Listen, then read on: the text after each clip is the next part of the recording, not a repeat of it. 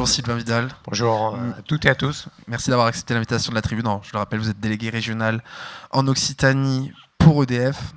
Alors vaste sujet, l'amour de la jeunesse pour l'industrie ou le désamour pour le moment. On a mis la barre haut. On va essayer de trouver la recette en quelques minutes. Alors, tout d'abord, c'est vrai qu'on parle de transition énergétique. On a parlé beaucoup cet hiver de tension sur le marché énergétique. On nous a demandé de baisser le chauffage et mettre plus de pulls. Votre filière est sans nul doute en manque, on va dire, de compétences et de talent dans cette période où voilà, il faut innover sur le long terme et répondre aux besoins au court terme. Quelle est la situation sur le marché du recrutement pour EDF actuellement ?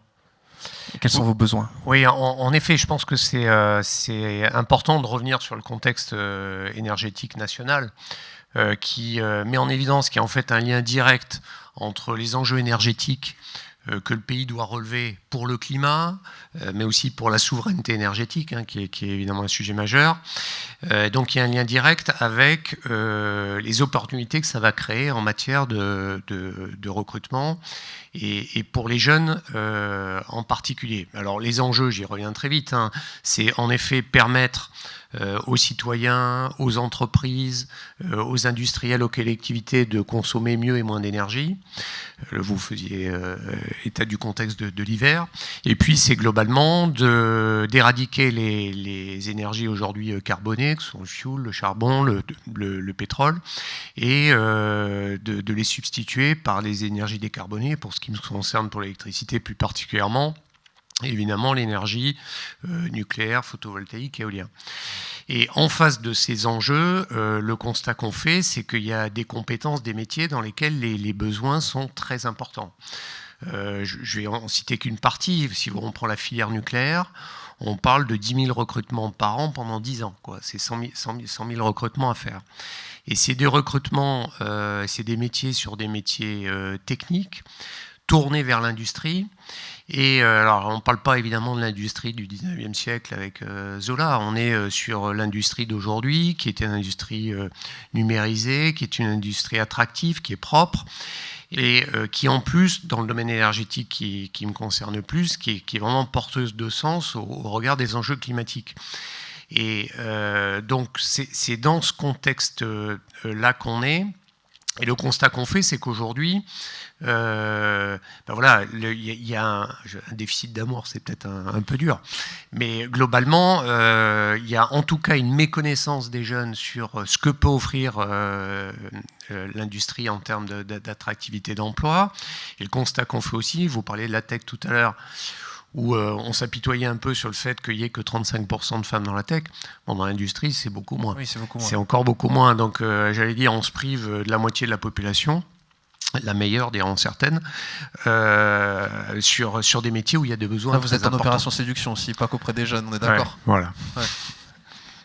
Alors justement, pour rester dans ce sujet de la séduction professionnelle, bien sûr, il y a un enjeu pour vous, c'est vraiment voilà, d'aller chercher les jeunes, voire les très jeunes, où je crois que vous travaillez beaucoup avec l'Académie de Toulouse, en tout cas avec le rectorat sur ces sujets-là. Comment ça se passe concrètement sur le terrain ? Comment vous faites pour mettre la petite graine, j'ai envie de dire, dans la tête des enfants, leur dire que voilà, les métiers industriels c'est possible, la filière nucléaire c'est accessible à tous, la filière de l'énergie aussi, et surtout c'est des métiers innovants, tech aussi. Voilà. Oui, alors en effet, on est sur un voyage au long cours, c'est-à-dire qu'à la fois il y a des besoins immédiats à couvrir par des jeunes ou des moins jeunes, et en même temps, quand je parle de perspectives de recrutement à plus de 10 ans, il faut en effet donner envie à des très jeunes, je pense aux collégiens en particulier, ou même plus jeunes, de s'engager dans des filières techniques, qui fassent ces choix d'orientation-là et qui perçoivent tout l'intérêt que ça peut présenter pour eux. Et donc, en effet, la réussite, elle repose sur vraiment un travail collectif, avec tous les acteurs qui sont concernés par le sujet. Alors nous, EDF, on travaille avec la région Occitanie qui a des compétences en orientation. Vous citiez l'académie, le rectorat et les établissements de formation, mais aussi toute les représentants des entreprises, hein, c'est-à-dire le CCI, le MEDEF, les fédérations métiers. Voilà, le succès il repose sur cette collaboration, ce travail collectif, et on peut citer en effet un certain nombre d'opérations qu'on a sur, on peut citer avec la région les maisons de l'orientation, et le travail qu'on fait en particulier avec le rectorat, en effet, sur comment on donne beaucoup plus de sens aux stages de troisième, qui sont un stage dans lesquels les élèves de troisième vont faire une immersion en entreprise, dont on fait le constat aujourd'hui qui sont vus comme une contrainte. Qui sont vus comme une contrainte. Il y a beaucoup de jeunes qui n'ont pas de capacité d'accéder à des entreprises, avoir une vraie découverte d'un métier. Et là, ce qu'on veut, c'est par exemple sur ce dispositif-là, rendre les choses beaucoup plus pertinentes et attractives. Alors, du coup, c'est vraiment, ça se présente sous la forme d'ateliers dans les classes. C'est quoi? Si vous avez des salariés qui viennent, vous ouvrez vos portes. Est-ce qu'on est dans une logique d'ouverture d'entreprise, un peu comme fait l'aéronautique dans ces phases? Exactement. Alors on a, ça c'est un des sujets qu'on travaille avec l'UIMM en particulier, c'est en effet ce qu'on appelle faire des classes en entreprise, c'est-à-dire là être en capacité d'accueillir un professeur avec sa classe et pendant une semaine qu'il fasse la classe en entreprise avec des intervenants d'EDF. Voilà, donc ça c'est un sujet important. C'est peut-être aussi donner accès à des jeunes qui sont aujourd'hui très éloignés du monde de l'industrie. Je pense par exemple les quartiers politiques de la ville sur lesquels il n'y a pas de connexion avec toute l'industrie, je vais te décrire, sur leur donner des capacités d'accueil. Alors qu'on sait que très bien qu'aujourd'hui, en stage de troisième, c'est souvent par un parent qu'on accède à l'entreprise. Voilà, donc ça, c'est des choses qu'on veut travailler.